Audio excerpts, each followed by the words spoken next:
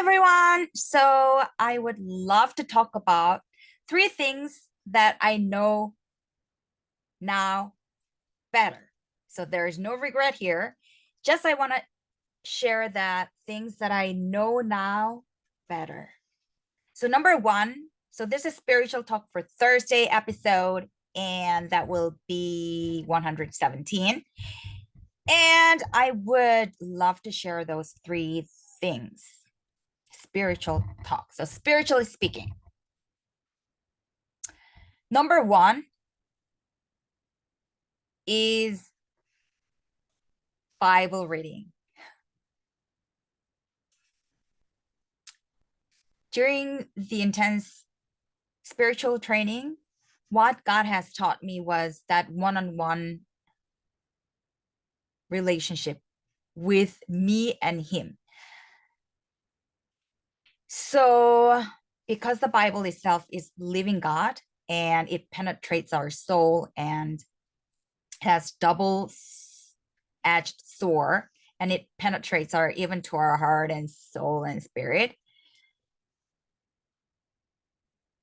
And that is the whole process of transformation, right? And inner transformation, how I think, perspectives and thought pattern, and how I view the world, um, from the lens of God, from the lens of love.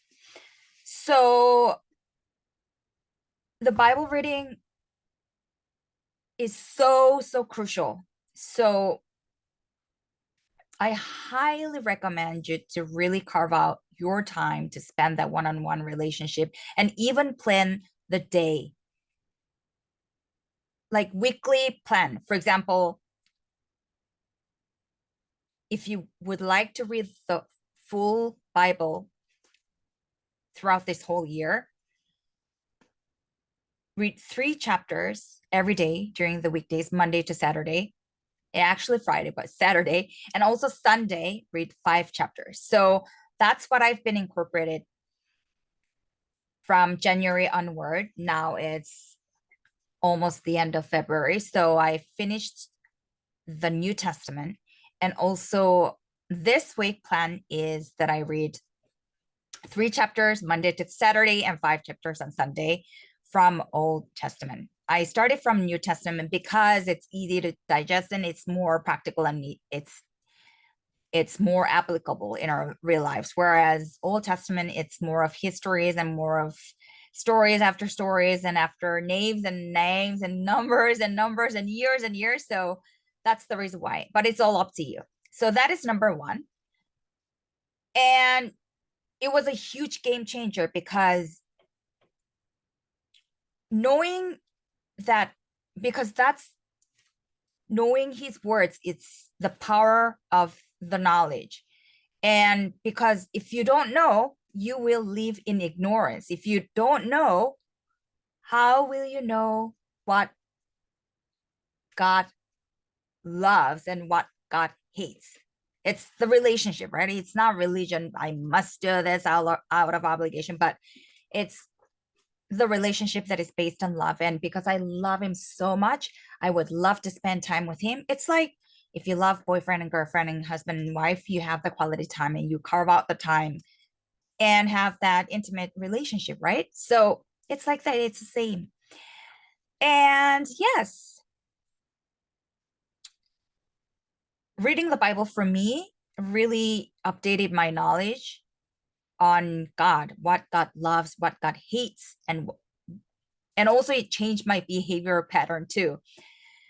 How I need to use my tongue, what to do and what not to do, not out of obligation, not from legalistic point of view, but because I love him and I obey him and I want to follow him and I want to be that proud daughter.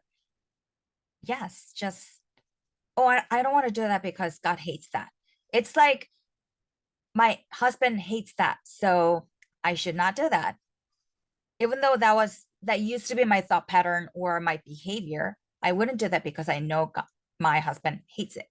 So for example, like that, or vice versa, girlfriend or your wife, if she doesn't like it, you should not do that, right? So that's how you maintain the healthy relationship for the long term, right?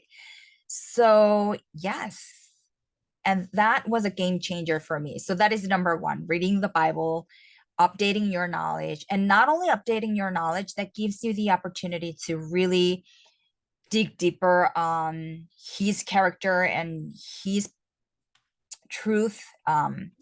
Also, that transform your inner self, your thought pattern, your lens, and the relationship with neighbors, um, and also your heart as well. And number two is engage in the community. So, for example, in my case, I do have fellowship on the weekly basis from Elevation Church in Mississauga. And I really want you to really engage yourself with the community, connect with the community, whether it's face to face or virtual, because you need similar value, core value, your faith journey, and you need the people around you, and you need to also have the community to connect with them and share what you're going through and what you've learned through sermon and through the Bible, and what you would also need help on praying and being prayed. Does it make sense? So yeah, sharing is really caring, and you need the community. So I would highly suggest you to really engage and really be part of the community. So that is number two. Number three is worship, I would say. Worship is not to be seen, but it's you and God's one-on-one connection time. So I normally close my eyes, and if I praise the song, I would praise the song with my closed eyes, and just I'm singing that praises and songs to him, not to other people, to him only. And because when we open our eyes, there's a lot of distractions, right? Of people moving or other sounds or other visual things, right? So I normally close my eyes and really focus on the lyrics of the praises and really sing it out to him, not to other people to be seen, but to him only. So, and also there are a lot of like YouTube you can watch, but it's that the very first time in the day, Sunday AM, with him, I think that sets the tone throughout the whole week, and the wordings and sermons and praises and one-on-one, that quality time with him. I think physical church has the power, because when you watch the concert just through YouTube, it just you watch that YouTube, and there's not much like heart and energy. You don't feel that energy and a lot of things. And there's I mean, it's different sensations, different experience. But for example, when you go to the concert and you're surrounded with a lot of people that singers fans, how do you feel? Like you feel goosebumps, right? You feel a lot of energy from large crowds, right? So I would highly recommend you to go to the physical church and be surrounded with the people with the faith, and really sing it out, praises, and also listen to the sermon all together as a community. And those are three tips that I would like to suggest and I would like to share for those people who would like to start the new faith journey with Christ. And also for those people who they think that you're a Sunday Christian. I used to be a Sunday Christian.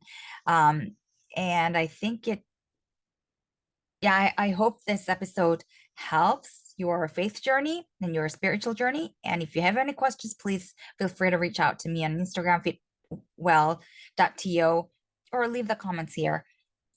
And if you like this episode and podcast, please subscribe this channel, click the like button, and also follow me on Instagram at fitwell.to. And thank you so much for taking your time to listen to this episode. And we'll connect next week.